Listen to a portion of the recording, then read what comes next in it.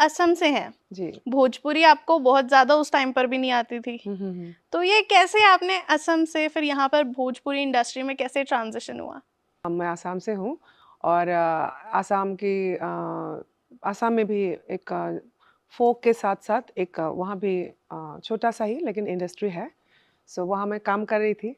सो बिगर prospect को लेके इंसान सपना देखता है। हुँ, सो मुंबई के लिए हम लोग मतलब रवाना हुए और वहाँ different languages Rajasthani and English में फर्स्ट गई थी और रिमिक्सेस का समय था उस हुँ, समय। तो गाते-गाते like beggars can't be choosers ना, like you are going to a new place and आप opportunity ढूंढ रहे हैं। So जो भी मेरे सामने आया different languages में हुँ, गाई and उसी में से टी सीरीज गुलशन कुमार जी के जी, वहाँ से मुझे बुलावा आया और मैं एक नया लैंग्वेज मतलब एक हुँ, नई बोली बोलेंगे हुँ, भोजपुरी सामने आया।